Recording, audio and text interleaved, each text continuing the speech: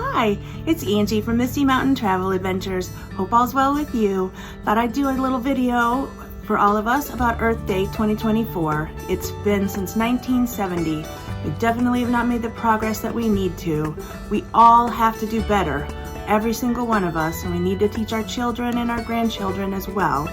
I know there are some naysayers out there that don't believe in climate change, but if you look at all the things that have happened, I think we can all kind of learn from this.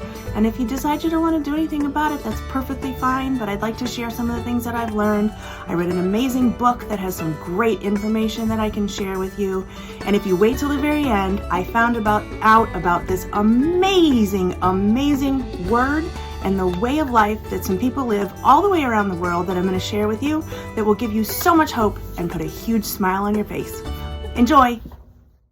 Earth Day began on April 12, 1970. There are more people who mobilize on this day all over the world than celebrate any one holiday any other time of the year. It has become synonymous with protecting the planet. Over 1 billion people are celebrating each year, and there are groups all over the planet in 192 countries. EarthDay.org has a commitment to end plastics for the sake of human and planetary health, demanding a 60% reduction in the production of all plastics by 2040. They're urgently pushing for a strong UN treaty on plastic pollution. They support climate, education, and the great global cleanup. Their website, earthday.org, has links to find cleanup near you and loads of information on ways we can all work harder to save our planet. We're looking at a future with food scarcity, water scarcity, climate-spurred migration, and an increasing incidence of extreme weather. But we can help reverse this. We messed up, but we can fix it. We need to find ways that are right for each one of us to help. We all want to feel that our choices are useful and know that we're doing things in an urgent manner to help the planet. Plastics and garbage. Global plastics has reached an estimated 460 million metric tons in recent years. 75 to 199 million tons of plastic are currently in our oceans. 9.7 billion cigarette butts are littered in the U.S. every year, 4 billion of which end up in our waterways. The average American ingests more than 70,000 microplastics in their drinking water supply yearly. They come from littering, stormwater runoff, and poor wastewater management in treatment facilities. A single fleece jacket sheds up to 250,000 microfibers during a single wash. This is transported from the washing machine to our drinking water. Luckily, there are some amazing companies out there working on development of a microfiber capture machine to keep fibers like this out of urban water treatment infrastructure. Reforestation. Our worldwide forest cover shrinks by an average of 4.7 million hectares per year. A tree has to live at least 10 to 20 years to have a meaningful effect on our environment. Forests are home to about 80% of the world's terrestrial species and play a vital role in regulating water cycles and soil quality. If we add 10% more green cover in our cities and towns, we could potentially reduce the surface temperature of the area by 2.2 degrees Celsius. 2,000 years ago, 80% of Western Europe was covered by forests. That number has dropped to 34% today. Global species decline. The world faces a mass extinction of species if we do not do more now and continue to do the work needed to sustain the planet. Scientists estimate that we lose about 10,000 times more species every year than a normal rate. Insect populations have declined by 40% globally, a new study has found, and insects play a crucial role in pollinating our plants to serve as the base of the food chain that animals and humans depend on. Worldwide, more than 650,000 marine mammals are caught or seriously injured by fishing gear annually. Entanglement in fishing gear kills an estimated 300,000 whales, dolphins, and porpoises every year. 74% of grassland bird species are also in decline. Lizards are even vulnerable, as a recent study shows. If the decline in their population continues, 39% of all lizard population will be extinct, and 20% of global species will be extinct by 2080. The American bison once numbered in the millions and roamed from Alaska to Mexico. They now occupy less than 1% of their original habitat. Their existing habitat is so small and tightly controlled that they have been compared to herded cattle. Does this make you angry or sad like it makes me? Do you want to do something to help change all of this? We can together. We have to think of our children and grandchildren who you want to have a healthy place to grow up and live out their lives. This is me and my bee suit and some pictures of my bees and some bees on my flowers. So this topic is close to my heart. There are 20,000 bee species around the world. We have around 40,000 here in the United States. From 2006 to 2015, about 25% fewer species have been found. Thousands of species of bees have already become too rare. The decline in bee diversity will affect the pollination of wild plants and worldwide crops, which will have a broader ecological and economic consequences. Pesticides, colony collapse disorder, and climate change have influenced the decline of bees. Bees exist in all kinds of climates, from forests, underground, in holes, in trees, in deserts, and even in the Arctic Circle. A single bee colony can pollinate 300 million flowers in a day. 75% of the world's crops depend on pollinators. Here in North America, bees help with the production of over 90 crops. All kinds of animals depend on bees for their survival because their food sources like nuts, berries, seeds, and fruit rely on pollination. 1/3 of the world's food supply relies on bees. The global crop production pollinated by bees is valued at $577 billion. California almonds account for 80% of the world's almond harvest. This crop alone requires 1.6 million domesticated bee colonies to pollinate the flowering trees and produce the almonds. Domesticated bee colonies are those kept in hives by humans. They're driven on semis from all over the country to California every spring to pollinate the olive trees, then taken back to their home states when they are all done. So if you didn't know before, hopefully the picture is clearer to you. We have to do something to help save the bees and all the pollinators. All of these pictures and videos are of me in my bee suit, bees in my hive, and bees on the flowers in my garden. I hope you enjoy them. It's really easy to find plants. If you're a gardener and you want to plant some things, it's very easy to find plants and lists of plants that are great for pollinators to put in your backyard.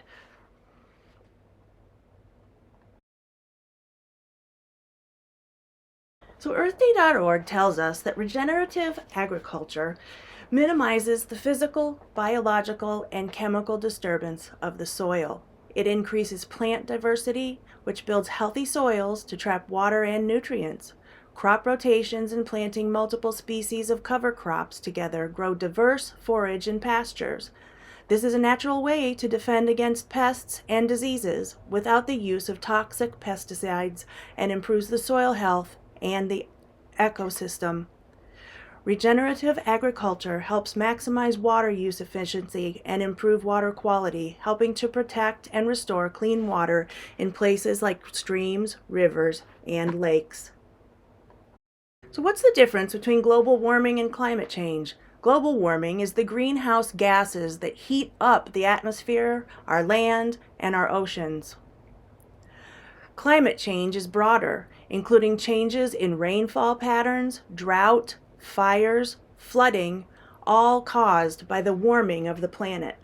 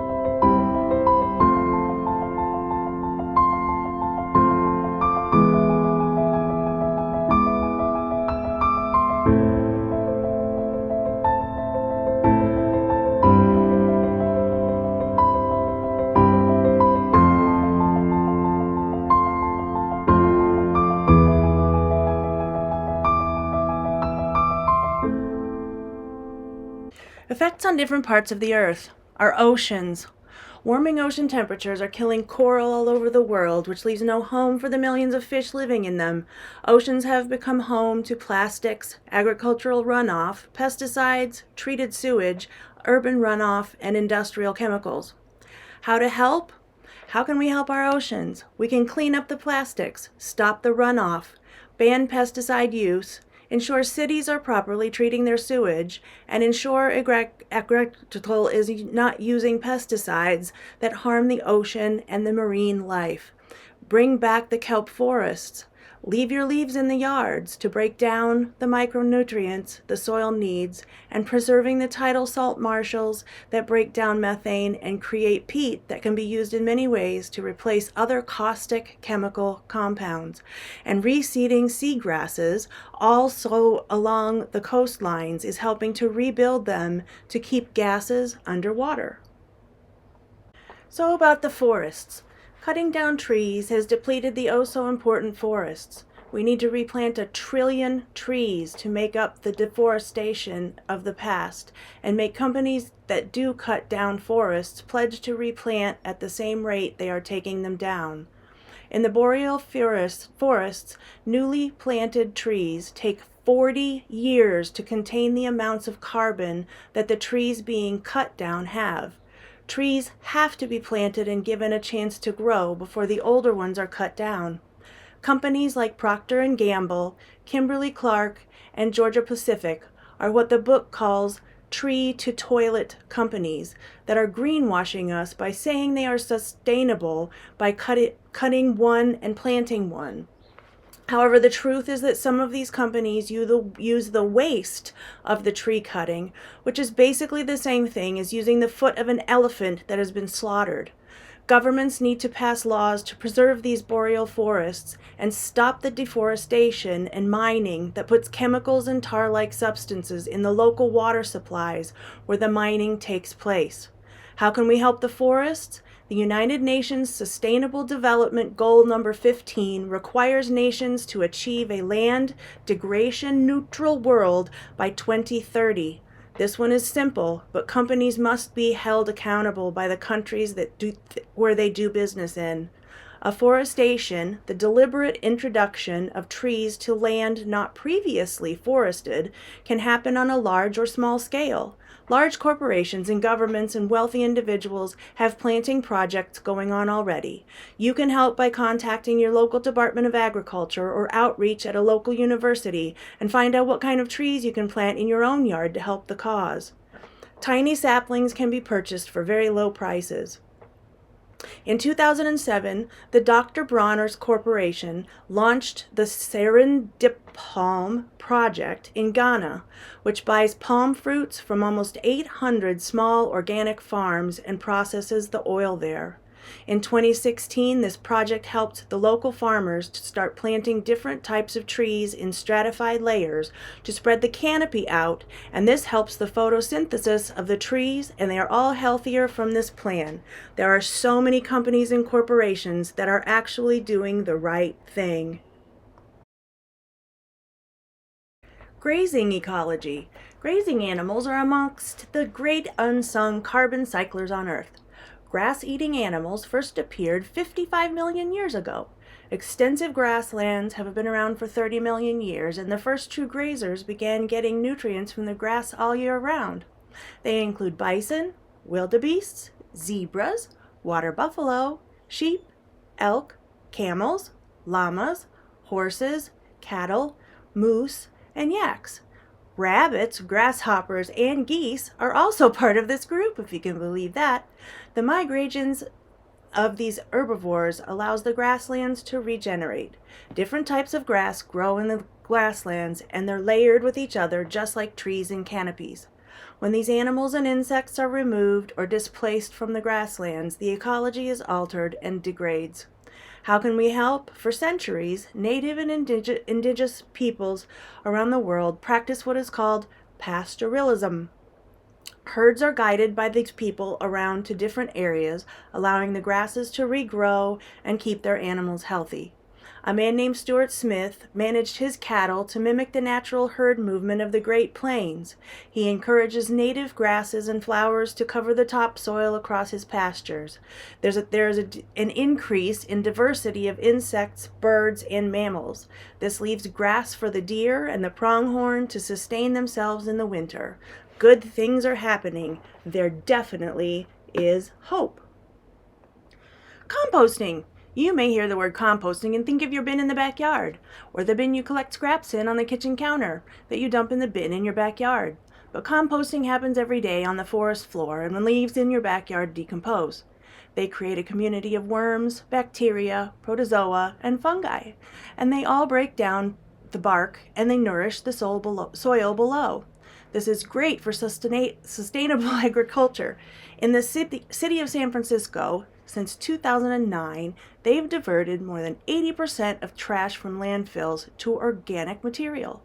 Fun fact, this actually started in the 1920s when a group of immigrants started collecting garbage for a fee from local citizens and became a company called Recology in 1932. This company still supplies compost to local farmers. So what was this amazing word? Manakitaka. This came from the Maori custom, which is taught in all the public schools in New Zealand. A direct quote from this new book that I'm telling you about, the word translates as showing kindness, generosity, and care for others. It includes looking out for someone, protecting them, providing hospitality and support. At the core of the word is the care of all people, whether great or small. It makes every person you meet significant and valued. It places the collective above the individual. Guests, strangers, and others have importance equal to, if not greater than, one's own. It points to what is missing in our lives at this point in time, a sense of connectedness and others that provides respect and honor, a universal need, a quality that is essential if we are to come together and end the climate crisis. So here's some pictures of our house before we moved in. Front yard changed and backyard changed. You can also help if you want by checking your bank. Bank.Green and Mighty Deposits can tell if your bank invests in fossil fuels, and you can also find a list of banks that promise they are not investing in fossil fuels or questionable corporations or operations. If you're not comfortable changing things in your home or in the way you travel, you can donate legitimate organizations. You can go to the WREN, W-R-E-N website and figure out your home and family's carbon footprint and donate any amount you would like to help the organizations that they donate your money to. Thanks for watching. Hope you enjoyed it and hope you learned a little bit. I sure did. My sustainable travel company. If you ever want to travel, please reach out to me. Hope you enjoyed this. Happy Earth Day 2024. I'm going to put a little video after this with all the things coming up in my yard. Happy spring. Happy Earth Day 2024. Bye.